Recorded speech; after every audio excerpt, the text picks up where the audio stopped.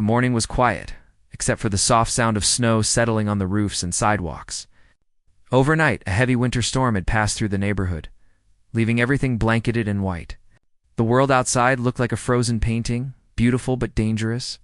The main character woke early, rubbing their eyes against the harsh winter light streaming through the window. They could see the snow had piled up, thick and unbroken, covering the driveway, sidewalks, and even the small patch of lawn at the corner of the house. It was one of those mornings that made you want to stay under warm blankets forever. But they knew that waiting would only make things harder. Snow had a way of turning simple paths into treacherous ice rinks if left unattended.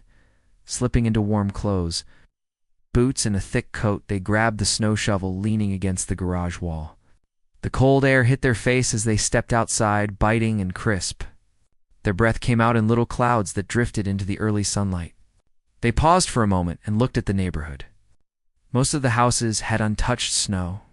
A few neighbors had shoveled paths to their doors, but many driveways were covered in a thick, unbroken sheet. It was early enough that the streets were still quiet, and only the occasional car passed by slowly. Crunching through the snow as if testing the frozen ground, the main character took a deep breath and started shoveling. It was a simple act, repetitive but satisfying. Each scoop of snow felt like a small victory over the winter's weight. Their hands were cold, fingers stiff under thick gloves, but they didn't mind. The sound of scraping metal against concrete mixed with the occasional rustle of snow falling from trees above. They moved methodically, pushing the snow to the side, widening the narrow paths so that anyone walking by would have a safe place to step. Every few moments they paused to look at the sidewalk they were clearing. It was slow work, but there was a quiet satisfaction in seeing the smooth concrete emerge from under the heavy snow. As they worked, a few neighbors came out of their homes. One older man struggled with a small shovel and waved, nodding in thanks. "You're a lifesaver," he called out, his voice muffled by the winter wind. Another neighbor, a woman with 2 small children, smiled as they ran carefully along the freshly cleared path. "Thank you so much," she said, her voice warm despite the cold. These small gestures made the main character's chest swell with a quiet happiness. Shoveling snow had always felt like more than just a chore. It was a way to help, a way to connect, even if briefly, with the people around them. The main character paused for a moment, wiping their brow, even though the cold had already frozen any sweat. Their mind wandered as they looked at the sky. It was pale and gray, promising more snow in the coming days. The neighborhood was still quiet, and for a moment, it felt like they were the only person awake in the world. The air smelled clean and sharp, a scent that always reminded them of winter mornings from childhood. Memories of simpler times came flooding back, the sound of snow crunching under boots, the warmth of home after being outside too long, the smell of hot cocoa waiting on the kitchen counter. There was a sense of calm in these thoughts, a reassurance that even small acts could matter. Shoveling continued, and with each step, they moved closer to finishing the driveway and sidewalk. It was hard work, and the cold seeped through their layers despite their best efforts. But they didn't rush. They wanted to do it properly. They wanted the paths to be clear, smooth, safe. The snow was heavy in some spots, packed down by the wind and frozen in lumps that resisted each scoop. It felt like the winter itself was challenging them, testing their patience and effort. Yet they pushed on, finding a rhythm in the work, a quiet meditation in the movement. As they cleared the final section of the sidewalk near the street, they noticed the neighbors who had watched them earlier nodding with appreciation. One young man came out with a small thermos of coffee and offered it. "You've been out here for hours," he said. "Take a break at least." The main character smiled and accepted, grateful for the gesture. They sipped slowly, letting the warmth spread through their hands and chest. The neighborhood had a way of making people feel connected, even in small moments like this. Even when the streets were empty and silent, finished at last, they stepped back to admire the work. The driveway was clear, the sidewalk was safe, and even the patch near the curb was shoveled neatly. The snow that had seemed impossible to move was now piled neatly at the edges, forming small walls of white. It was satisfying, almost rewarding, to see the effort laid out so clearly. They felt a quiet pride in this small accomplishment. Helping others and making the neighborhood safer was worth the cold, the aching muscles, and the early morning wake-up. It was something tangible, something good in a world that sometimes felt too complicated. The main character stood there for a few moments longer, looking at the paths they had cleared. A few neighbors waved as they left for work. Some stepped in carefully on the clean sidewalks, grateful not to slip on hidden ice. Even the mail carrier paused for a moment, tipping their hat as they delivered letters. It was a small scene of kindness and acknowledgement, and it felt enough. The world seemed a little brighter despite the gray sky, a little warmer despite the chill. The simple act of shoveling snow had created a small ripple of goodwill that spread through the neighborhood. After returning the shovel to the garage, they went back inside to warm up. The house felt welcoming, filled with the scent of coffee and the faint remnants of breakfast. They sat by the window for a moment, watching the neighborhood slowly come alive. Cars moved cautiously, neighbors continued clearing smaller paths, and children played carefully in the untouched snow farther down the street. Everything was calm, orderly, and yet alive with motion. The main character felt a quiet satisfaction, knowing they had done something helpful, something right. It was one of those small victories that didn't need acknowledgement to feel meaningful. Little did they know, this simple morning of helping others would set off a chain of events they could never have imagined. What started as an act of kindness, a way to make life safer and easier for others, was about to bring them face to face with rules, its bureaucracy, and consequences they hadn't anticipated. For now, though, there was just the quiet warmth of the house, the lingering smell of coffee, and the soft light of winter morning on freshly cleared paths. It was a moment of peace, the kind of morning that made life feel simple and fair. The snow was gone from the sidewalks, but the feeling of doing something good would stay with them. Even when the challenges ahead arrived without warning, as the day went on, the main character went about their usual routine. They ran errands, checked emails, and prepared for the work week ahead. Everything seemed normal, yet the quiet satisfaction of the morning lingered. They didn't think twice about the snow or the paths they had cleared. It felt like the right thing to do, something natural and simple. They smiled occasionally, remembering the nods and thank you waves from neighbors. A reminder that kindness often goes unnoticed, but still leaves its mark, even as the sun climbed higher. Casting long shadows over the snow, there was an unspoken connection in the neighborhood. The cleared paths meant safety for children, elderly residents, and anyone walking or driving along the streets.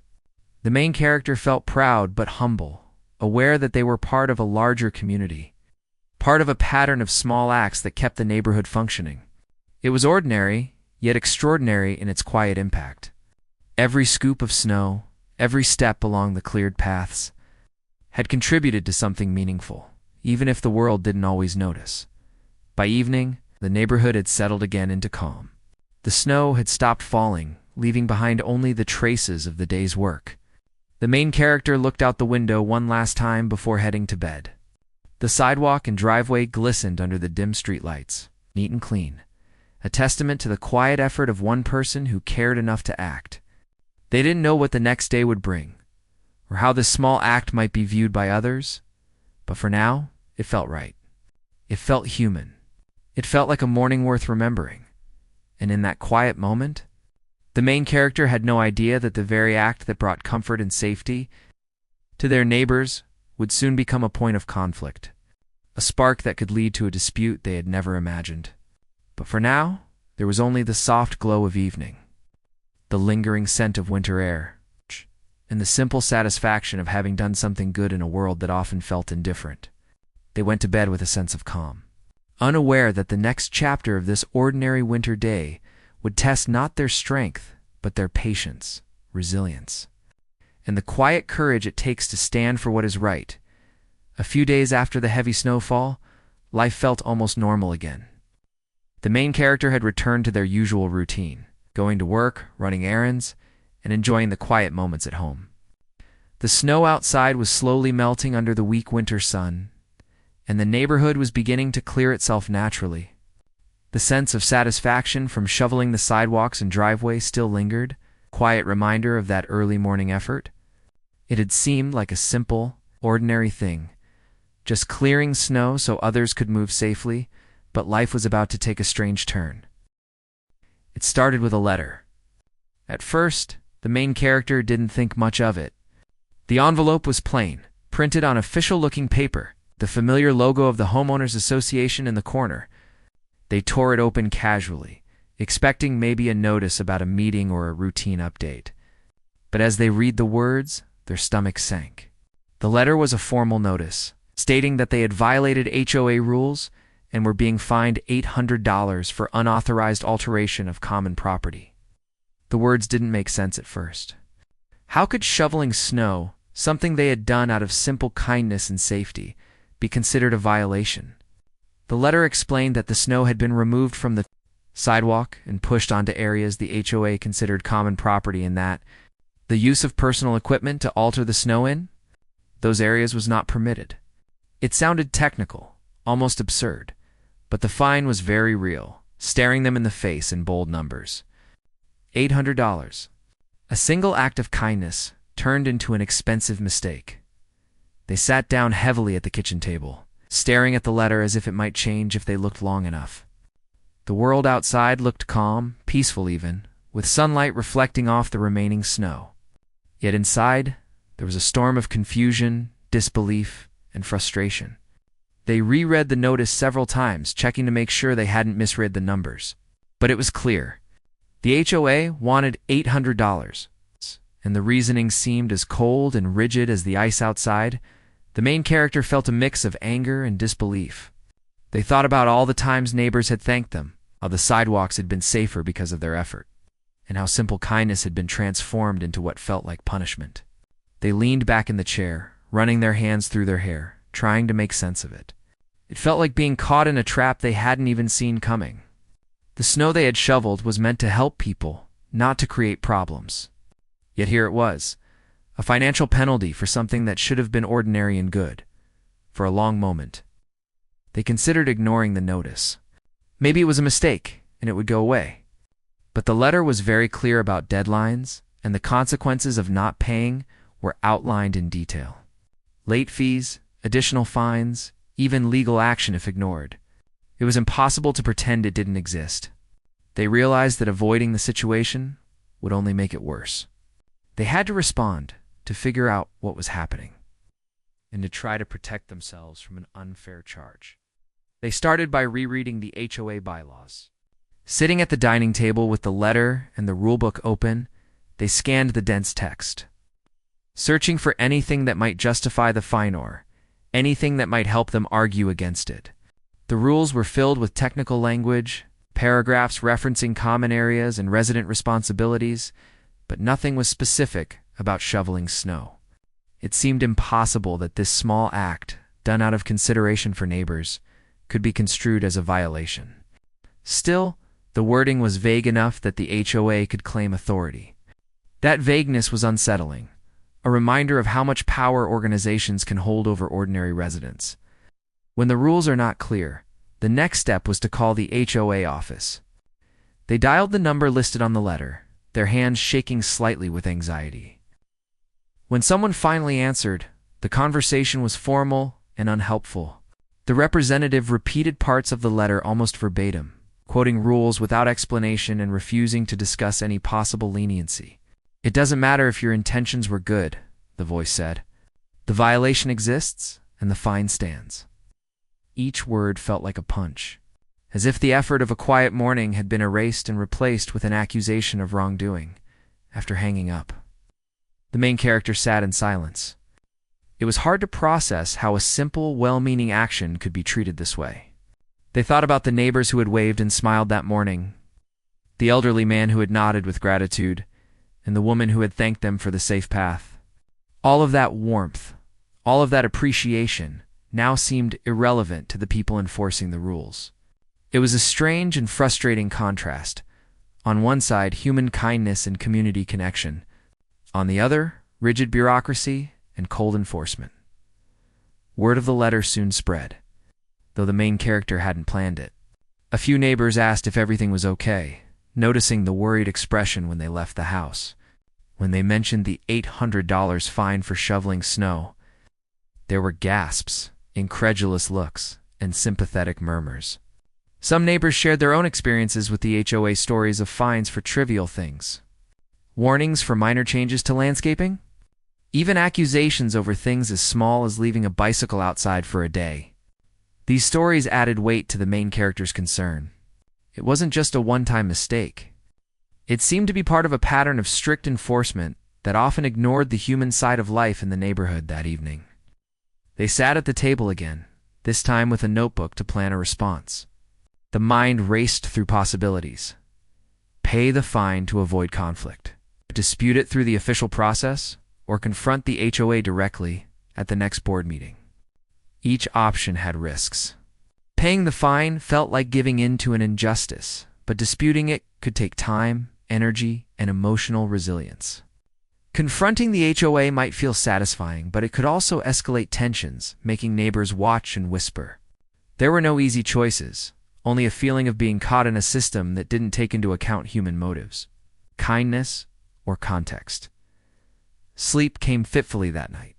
The main character lay awake, thinking about the letter and the cold determination of the HOA. The snow outside was no longer a threat, but it had become a symbol of the misunderstanding and bureaucracy that had turned a good deed into a potential financial disaster. Their mind wandered, imagining what could have happened if they hadn't shoveled the snow. If the sidewalks had remained dangerous, would the HOA have congratulated themselves for following the rules strictly, or would someone have slipped and blamed them? The thoughts twisted into anxiety, but also into determination. There had to be a way to explain, to show that what they had done was reasonable, necessary, and above all, human. The next morning, they decided to revisit the area in question. They wanted to understand exactly what the HOA claimed was violated. Standing outside, they looked at the sidewalk, driveway, and adjacent lawn. From their perspective, everything had been done carefully. Snow was pushed to safe areas, away from any dangerous spots, and no property was damaged. Even the neighboring elderly man's porch had a clear path. They took pictures with their phone, capturing angles and conditions that supported their version of events. It was a quiet act of preparation, gathering evidence before approaching the situation officially. Neighbors passed by and asked how things were going. Some offered advice. HOAs can be strict, but sometimes they back down if you push politely. Others shared stories of their own disputes, warning about the mental and emotional toll of dealing with boards that prioritized rules over people. Listening to these experiences, the main character felt a mixture of dread and reassurance. Dread because they were now part of a system that could feel unyielding, and reassurance because they weren't alone. Others had faced similar absurd fines, and some had managed to resolve them. Maybe there was hope. The day stretched on with small, careful steps. Emails were drafted to the HOA office, outlining the situation, including pictures, dates, and descriptions of the snow removal. Each word was chosen to be polite but firm, a balance between advocating for themselves and maintaining calm professionalism. They hit send with a sense of both hope and fear, knowing the reply could determine the next stage of this strange ordeal. It felt surreal. A simple act of kindness had transformed into a challenge that required documentation, diplomacy, and patience. They hadn't expected to be negotiating for their right to shovel snow, yet here they were. Evenings became a time of reflection. The main character sat by the window, drinking tea, thinking about how life could twist ordinary moments into extraordinary problems. The neighborhood outside seemed peaceful, unaware of the battle brewing over simple sidewalks. They looked at the photos they had taken, imagining themselves explaining the situation to someone outside the community. It sounded unbelievable.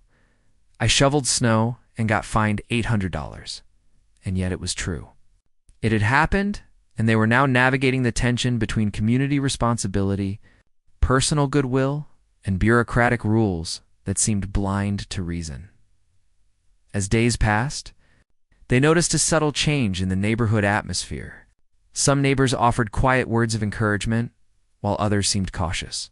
Wary of being seen too involved with a dispute that might anger the HOA, the main character felt a strange sense of isolation, but also resilience.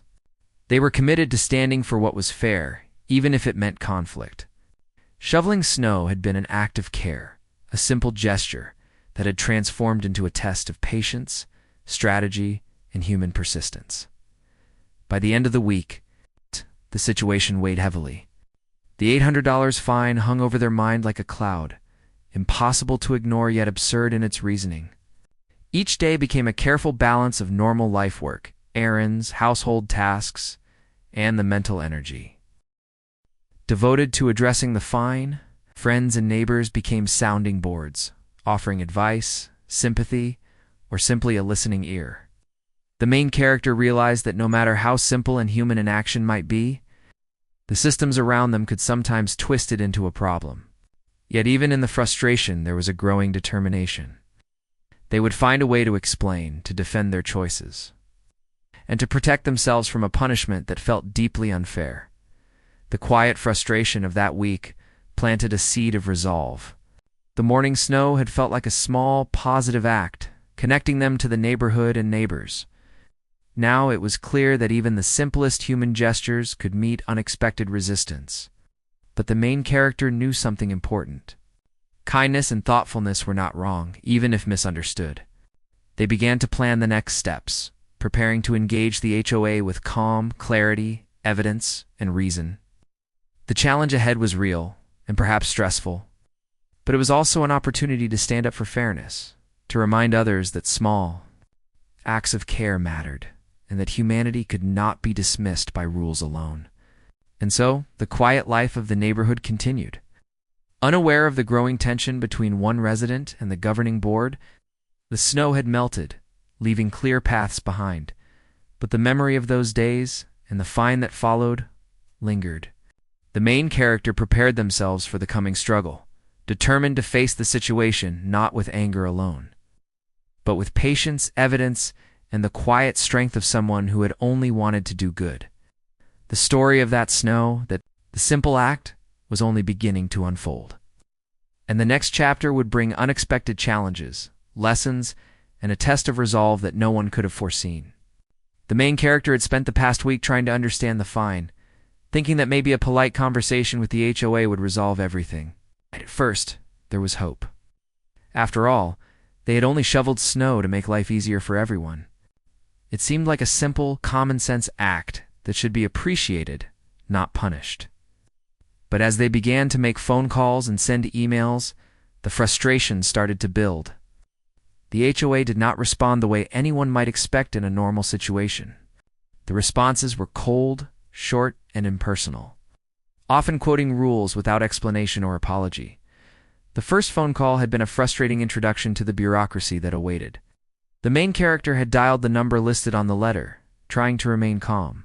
A polite voice answered, but as soon as the fine was mentioned, the tone shifted. "It's clearly stated in the notice," the representative said, as if repeating the letter would make it more reasonable. "The violation exists. The fine stands. There's nothing else to discuss." Each word seemed to shrink the main character's confidence. They tried to explain that the snow had been shoveled safely, that it was meant to help neighbors, and that no property was damaged. But the reply was a rehearsed repetition of the rules. It felt like talking to a wall made of rules and policy. Without room for human context, emails followed the phone calls, each crafted carefully, explaining the situation and including photos of the cleared sidewalks and driveway. Explained the timing, the effort involved, and the potential dangers that had been prevented. The main character wanted the board to see that this was not an act of negligence or rule-breaking, but of responsibility and care. Yet the replies, when they came, were slow and vague. They often included references to bylaws and previous rulings, but no sense of understanding or consideration. It was clear that the HOA was more interested in maintaining authority than in seeing the act for what it truly was. Days turned into a week of repeated attempts. Every phone call felt like a battle, every email a challenge. The main character kept careful notes, tracking the date, time, and content of every communication. They tried to remain polite, professional, and calm, but each interaction chipped away at their patience. At times, the frustration felt overwhelming. How could a simple act of helping others have turned into such a complex ordeal? Each unanswered email, each dismissive response, added weight to the situation. Making the $800 fine feel like more than just money, it felt like a statement. Warning, a sign that kindness might not be welcome in this neighborhood. Neighbors began to notice the tension. Some approached quietly, asking if everything was okay, offering small words of encouragement. "I've seen the letters they send," one neighbor said. "Sometimes they pick the smallest things to enforce. Don't let it get to you too much." Others were more cautious, warning that fighting the board could create conflict, that the HOA had ways of making life uncomfortable for residents who resisted. The main character appreciated the advice, but felt isolated. It was strange to be part of a community, to know the people around you, and yet feel like an outsider because of a dispute that no one wanted to openly challenge. The main character also started noticing small ways the fine affected daily life. Every time they walked past the mailbox, the thought of the letter waiting inside caused a tension in their chest. Every phone call felt like it could lead to confrontation. Even casual conversations with neighbors were shadowed by the knowledge that the HOA was watching, documenting, and enforcing in ways that felt impersonal and harsh. The fine was not just a number on paper. It had become a source of stress that touched every part of life, from sleep to work to casual interactions. Despite the frustration, the main character refused to give up. They knew that paying the fine would feel like admitting wrongdoing, something that simply wasn't true. They began to gather more evidence, more support, and more understanding of the rules. They printed photos, noted weather reports, and collected statements from neighbors who had seen the cleared paths. Each piece of evidence was another step toward proving that their actions were reasonable, necessary, and beneficial to the community. The process was exhausting, both mentally and emotionally, but it also gave a sense of control. If nothing else, they were prepared, armed with facts and documentation that could not be ignored. One evening, after another round of unanswered emails, the main character decided to visit the HOA office in person. Perhaps a face-to-face conversation would have more effect than phone calls and letters. They drove carefully through the neighborhood, the cold winter air clinging to their coat and hair, and parked outside the building. Inside, the office was quiet and sterile, a stark contrast to the warmth and liveliness of the neighborhood they cared about. They waited patiently, filling out the visitor log and preparing to explain their case calmly and clearly. When the board representative finally arrived, the meeting began, politely enough. But within minutes, it became clear that listening was not their priority. The representative repeated the same statements from previous communications, quoting bylaws and regulations as if reading from a script. "Intentions are irrelevant," they said coldly. "The rules were violated. The fine is justified." The main character tried to explain the context. The reasoning behind shoveling the snow, the safety of neighbors, and the careful way the work had been done. They spoke calmly, avoiding anger or frustration, hoping that clarity and evidence would persuade. But the response was unyielding.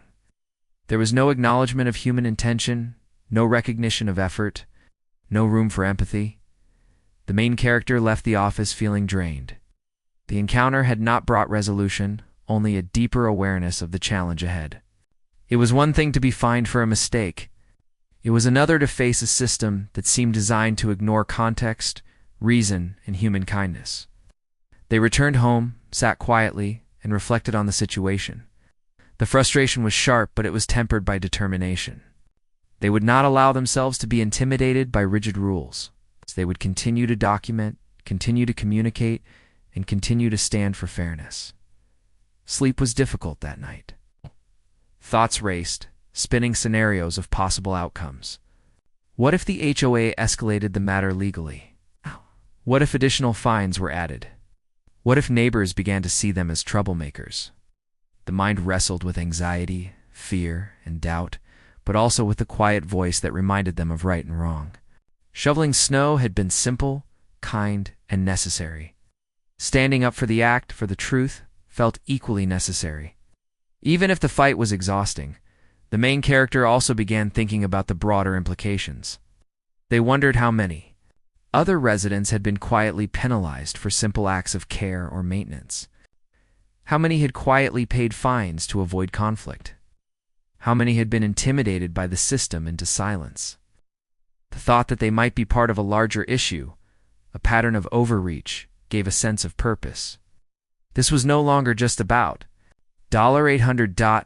Was about fairness, clarity, and the recognition of human effort in the face of rigid enforcement.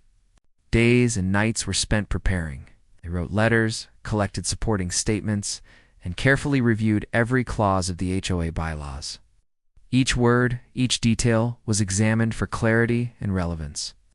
They even spoke to neighbors individually, explaining the situation and asking if they would be willing to provide statements. Some were hesitant, fearing conflict, but a few agreed, offering quiet support and assurance. Every signature, every note, every small piece of evidence built a foundation that could not be ignored. The main character also spent time reflecting on patience and resilience. They realized that frustration and anger were natural, but to fight effectively, they needed clarity, calmness, and persistence. They practiced explaining the situation clearly, emphasizing facts and fairness rather than emotion. They envisioned possible meetings with the HOA, imagining calm, rational conversations backed by evidence. It was a long, meticulous process, but it helped turn fear into strategy, stress into action, and confusion into purpose. Even the simple moments of daily life were colored by the ongoing dispute. Walking the neighborhood, drinking coffee by the window, or running errands was no longer entirely peaceful. There was always a thought in the back of their mind: how would the HOA respond? What would the next letter say? How could they prepare? Yet, amid the tension, there were small victories. The support of neighbors, the reassurance that their actions were good, and the realization that standing for what is fair as a form of strength became constant companions. It was a reminder that even in struggle, there is meaning, and even in conflict, there is opportunity for resilience. One afternoon, after another round of unanswered emails, the main character decided to prepare a more formal response. This would not be casual or reactive. It would be organized, professional, and thorough. Every photo, note, and statement would be included. Every rule cited by the HOA would be addressed with context, evidence, and reason. The goal was not confrontation, but clarity. They wanted the board to understand the reality of the situation, to see that this was not a violation of property or law, but an act of human care that had been misinterpreted or misapplied throughout the process. The main character learned a quiet, important lesson. Bureaucracies can be cold, inflexible, and blind to human intention. But evidence, calm, reasoning, and persistence can create space for fairness and justice. They realized that standing up was not just about this $800 fine. It was about protecting human decency, about insisting that simple acts of kindness should not be punished by rigid systems. It was exhausting, frustrating, and sometimes disheartening, but it was necessary. As the week ended, the main character felt a mix of fatigue and quiet determination. They knew the road ahead would not be easy. There would be more calls, more emails, perhaps more meetings. There would be moments of doubt and frustration. But they also knew that they were prepared, armed with facts, evidence, and a clear sense of right and wrong. The small act of shoveling snow, which had begun as a simple gesture of care, had grown into a lesson in patience, strategy, and human resilience. They looked out at the neighborhood one evening, seeing the path still clear from their original effort. Children played safely on the sidewalks. Elderly neighbors walked without fear of slipping, and the sun reflected off the remaining snow. For a moment, the world felt as it should, safe, kind, and human. And even though the battle with the HOA was far from over, there was a quiet satisfaction in knowing they had done the right thing, that they had stood for fairness, and that they were not alone. The main character went to bed that night tired, yes, but with a steady heart. They had faced walls of bureaucracy, cold dismissals, and the unfairness of rigid rules. They had persisted, prepared, and strategized, and they knew, deep down, that standing for what was right, even when misunderstood, was worth every ounce of effort. The snow that had sparked the conflict had also revealed something deeper: the importance of resilience, the value of preparation, and the quiet power of standing up for fairness in a world that, sometimes forgets the human side of life. The main character realized that the next step had to be more deliberate. Simple calls and emails hadn't worked. Polite explanations had been ignored, and bureaucratic walls had proven stronger than anticipated. It was time to prepare seriously, to gather evidence and support, and to confront the situation with clarity, organization, and facts. This wasn't just about shoveling snow anymore.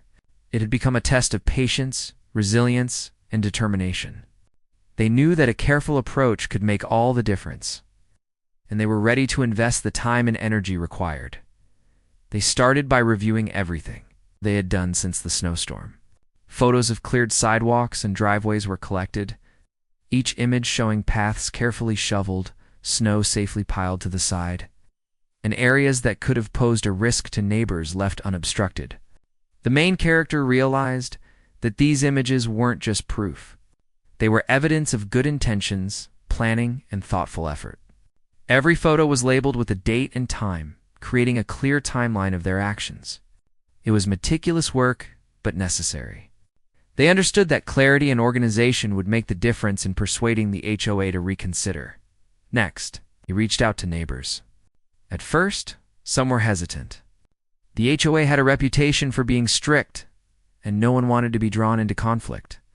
But as the main character explained the situation calmly, emphasizing facts over emotion, a few people agreed to provide statements.